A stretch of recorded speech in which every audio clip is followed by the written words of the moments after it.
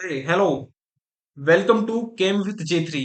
आज हम लोग डिस्कस करने वाले हैं सब्जेक्ट केमिस्ट्री 11th का पेपर। ठीक है। तो मैक्सिमम स्टूडेंट एमपी बोर्ड का जो 11th का पेपर है, सब्जेक्ट केमिस्ट्री का पेपर देकर आए हैं। तो हम इस पेपर के बारे में क्या करने वाले हैं, डिस्कशन करने वाले हैं कि इसका आंसर क्या होगा, इसका आंसर क्या होगा, है ना। मैक्सिमम स्टूडेंट के मन में डाउट रहता है कि इस क्वेश्चन का आंसर क्या होगा, इस क्वेश्चन का आंसर क्या होगा। तो हम लोग यहाँ पर इनको क्या करने वाले, एक्सप्लोर करने वाले हैं। तो यहाँ पर आप देखिए कि जो फर्स्ट यानी कि हमारा ये जो क्वेश्चन नंबर क्या है, ये सेकंड है ना। क्वेश्चन नंबर ये क्या है, आपका सेकंड है। तो क्वेश्चन नंबर जो सेकंड है, तो ये हम पहले कर रहे हैं, फर्स्ट इसके बाद में कर लेंगे, क्योंकि एक्चुअली में जो पीडीएफ है वो सही से अरेंज नहीं हुई है। तो यहाँ पर आप देखिए जो फर्स्ट है, तो फर्स्ट है आपका अभिकर्मक खालिस्तान अभिकर्मक उत्पाद की मात्रा को सीमित कर देता है। तो इसका आंसर आपको पता है, इसका आंसर क्या है, सीमांत अभिकर्मक, जिसे इंग्लिश में क्या बोलते हैं, लिमिटिंग क्या बोलते हैं, रिएजेंट। तो इसका आंसर लिख देंगे यहाँ पर, सीमांत क्या लिख देंगे, अभिकर्मक। इंग्लिश में इसे क्या बोलते हैं, लिमिटिंग क्या बोलते हैं, रिएजेंट।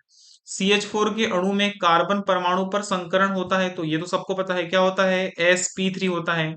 मुक्त अवस्था में किसी तत्व की ऑक्सीकरण अवस्था, तो ऑक्सीकरण अवस्था कितनी होती है, तो मुक्त अवस्था में तो जीरो होती है। जैसे कि हम बात करें Cl2 की बात करें, O2 की बात करें, N2 की बात करें, तो यहाँ पर कितनी होती है, शून्य, या फिर क्या होती है, जीरो होती है। फिर यहाँ पर आप देखिए कि बेंजाइल कार्बेनियन आयन का स्थायित्व मेथिल कार्बेनियम आयन से क्या होता है, अधिक होता है। तो ये आपको पता है, कार्बोनियन कार्बोनियम आयन यानी क्या होता है, आपका कार्बोकेटायन। तो आपको पता है कि अगर बेंजीन पर अगर कार्बोकेटायन है ना, बेंजाइल पर, बेंजाइल क्या हो जाएगा, ये हो जाएगा आपका बेंजीन। और बेंजीन के ऊपर क्या हो जाएगा आपका CH2, और इस पर चार्ज क्या हो जाएगा आपका प्लस। तो ये क्या होता है आपका, अधिक क्या होता है, स्थायी होता है। किसके कंपेयर में, तो ये हो जाता है आपका मेथिल कार्बोनियम आयन के कंपेयर में क्या हो जाता है, अधिक स्थायी हो जाता है। तो यहाँ पर हम लोग क्या लिखेंगे, अधिक स्थायी होता है। फिर ये तो पता है आपको, असममित एल्कीन पर HBr का योग, तो मार्कोनिकॉफ रूल है ना। तो यहाँ लिख सकते हैं हम लोग मार्कोनिकॉफ रूल, मार्कोनिकॉफ, है ना, ये मार्कोनिकॉफ नियम के अनुसार होता है। तो मार्कोनिकॉफ नियम के अनुसार होता है। या फिर अगर अब देखिए यहाँ पर थोड़ा सा आप कंफ्यूज भी हो सकते हैं कि HBr पर अगर यहाँ पर पराक्साइड रहता, पराक्साइड प्लस HBr रहता, तो फिर एंटी मार्कोनिकॉफ नियम आता। लेकिन यहाँ पर आप देख सकते हो कि यहाँ पर सिर्फ HBr दिया है, तो HBr दिया तो कौन सा रूल लगेगा, मार्कोनिकॉफ रूल लगेगा। परमाणु तथा आयन में इलेक्ट्रॉन की संख्या समान होने पर सम इलेक्ट्रॉनिक स्पीसीज कहलाती है। तो यहाँ पर क्या आ जाएगा, समान आ जाएगा, है ना। तो ये खालिस्तान हमने क्या कर लिया, यहाँ पर कंप्लीट कर लिया। अब हम लोग क्या करते हैं, आगे वाली स्लाइड पर डिस्कशन कर लेते हैं। हाँ, तो ये देखिए सत्य असत्य है, ट्रू एंड फॉल्स है। तो मेडलीव की आवर्त सारणी में शून्य समूह नहीं होता। तो मेडलीव की आवर्त सारणी में शून्य समूह होता है ना, शून्य समूह होता है, जिसमें हम लोग किसके बारे में, नियॉन, आर्गन, क्रिप्टॉन, जीनॉन के बारे में बात करते हैं। तो ये क्या हो जाएगा आपका, मेडलीव की आवर्त सारणी में शून्य समूह होता है, ये नहीं होता है बोल रहा है। तो ये क्या हो जाएगा, असत्य हो जाएगा। असत्य यानी क्या हो जाएगा, फाल्स हो जाएगा। एंथैल्पी को अंतर्निहित ऊष्मा भी कहते हैं, यस कहते हैं, है ना। तो ये क्या हो जाएगा आपका, सत्य हो जाएगा। फिर आप देखिए कि दुर्बल अम्ल और उसका प्रबल क्षार विलयन क्षारीय बफर कहलाता है। तो यहाँ पर आप देखिए कि क्षारीय बफर विलयन के लिए प्रबल क्षार नहीं चाहिए, दुर्बल क्षार चाहिए, और प्रबल क्या चाहिए, अम्ल चाहिए। तो ये क्या हो जाएगा आपका, असत्य हो जाएगा। तो ये हो गया असत्य।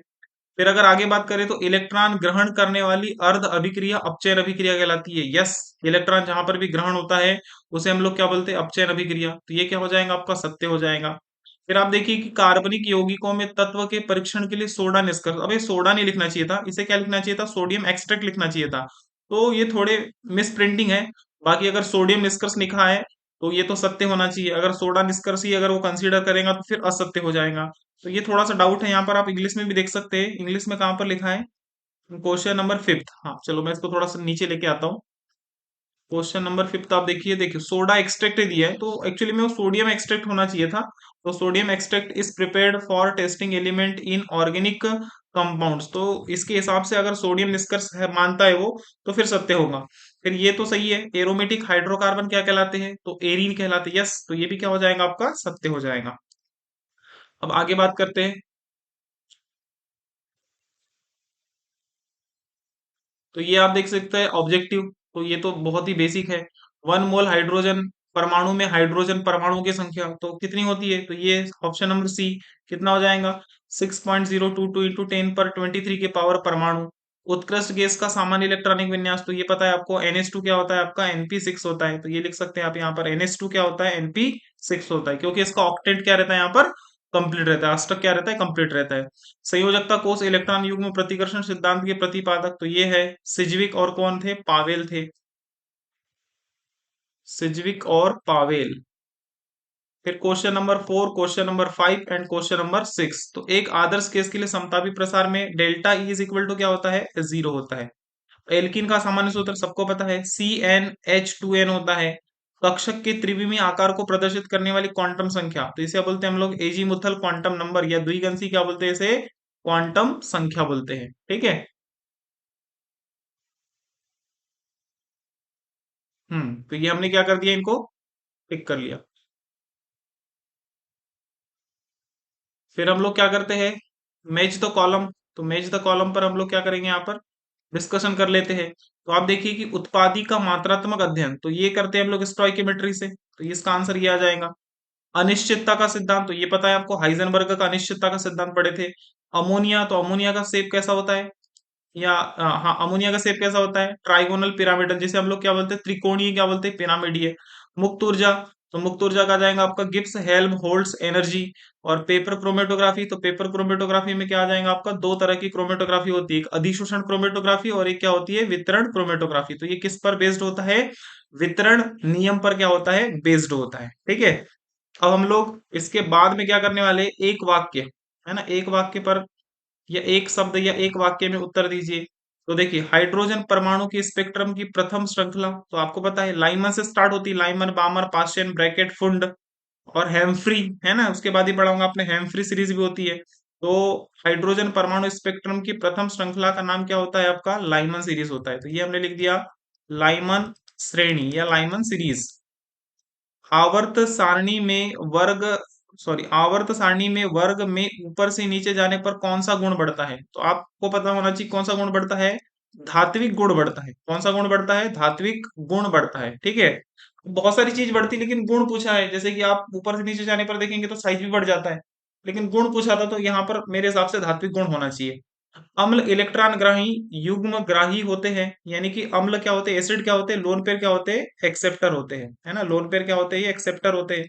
और लोन पेयर एक्सेप्टर ऐसा किसने बताया था, तो ये लुइस, लुइस कंसेप्ट ने बताया था, या लुइस धारणा ने बताया था। तो यहाँ पर हम लिखेंगे कि अम्ल इलेक्ट्रॉन युग्म ग्राही होते हैं, यह धारणा किस वैज्ञानिक द्वारा प्रतिपादित की गई थी, तो ये किसके द्वारा की गई थी, तो लुइस के द्वारा की गई थी। तो लुइस धारणा आप लिख सकते हो यहाँ पर, लुइस धारणा।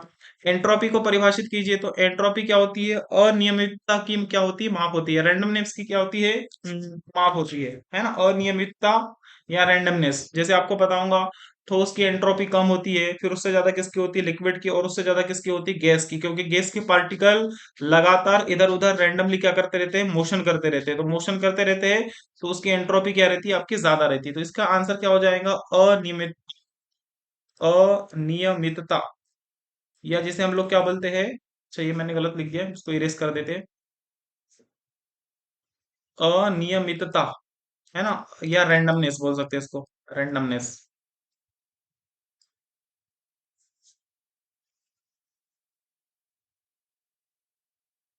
रैंडमनेस। ठीक है। अब ये अभिक्रिया है, तो अभिक्रिया को पूर्ण कीजिए। तो अभिक्रिया को पूर्ण करना है, तो C2H5OH, यहाँ से वाटर निकल जाएगा, कंसंट्रेट H2SO4 की उपस्थिति में, तो यहाँ पर निर्जलीकरण हो रहा है, जिसे हम लोग एना, क्या बोलते हैं इसे, डिहाइड्रेशन बोलते हैं। तो यहाँ पर क्या हो जाएगा आपका, C2 क्या हो जाएगा, H2, जिसे हम लोग क्या लिख सकते हैं, CH2 डबल बॉन्ड क्या लिख सकते हैं, CH2, जिसका नाम क्या हो जाएगा, एथीन हो जाएगा। तो हमें उतना कुछ नहीं लिखना था, नॉर्मली यहाँ से क्या कर देते आप, यहाँ का OH ले लेते और यहाँ का एक क्या ले लेते, H ले लेते, और यहाँ से क्या निकाल देते, H2O। तो क्या हो जाता है आपका C2H2, C2H2 को हम लोग क्या लिख सकते हैं, सॉरी, C2H4, सॉरी, C2H4, है ना। तो C2H4 को हम लोग क्या लिख सकते हैं, CH2 डबल बॉन्ड क्या लिख सकते हैं, CH2, जिसे हम लोग क्या बोलेंगे, एथीन बोलेंगे। तो ये हमारे यहाँ पर ऑब्जेक्टिव, है ना, ऑब्जेक्टिव सॉल्व कर लिया, मेज द कॉलम सॉल्व कर लिया, वन लाइनर क्वेश्चन सॉल्व कर लिया, वन वर्ड वाले क्वेश्चन सॉल्व कर लिया। अगर आपको इन सब क्वेश्चन के आंसर चाहिए, जो देखो ये क्वेश्चन है, परमाणु द्रव्यमान इकाई से क्या समझते हैं, किसी यौगिक के अणु सूत्र, मूलानुपाती सूत्र, है ना, empirical formula, molecular formula, Avogadro law क्या है, मोल संकल्पना क्या है। तो अगर आपको, अगर इन सब के आंसर चाहिए, इन सब के आंसर अगर पता करना है, तो कमेंट सेक्शन में लिखिए, मैं आपको इनके सबके आंसर आपको प्रोवाइड कराऊंगा। जैसे यहाँ पर लिखा है कि क्लोरीन व नाइट्रोजन की उच्चतम ऑक्सीकरण संख्या क्या होती है। ये जो क्वेश्चन है, ये क्वेश्चन हालांकि नहीं आना चाहिए था पर आ गया है। एक्चुअली में 12th क्लास का क्वेश्चन है। तो यहाँ पर निकल की जो ऑक्सीडेशन नंबर है कितनी आने वाली, 0 आने वाली है। ठीक है, क्योंकि कार्बोनिल होता है, ये न्यूट्रल लिगेंड होता है, तो निकल का ऑक्सीडेशन नंबर कितना आ जाएगा, 0 आ जाएगा। फिर ये देखिए, इन सब के अगर आपको आंसर चाहिए तो कमेंट सेक्शन में लिखिए, मैं सब इन सब के आंसर आपको प्रोवाइड करा दूंगा। ठीक है, तो आज की वीडियो के लिए बस इतना ही। अगर आपको दूसरा वीडियो चाहिए तो कमेंट सेक्शन में कमेंट्स लिखिए।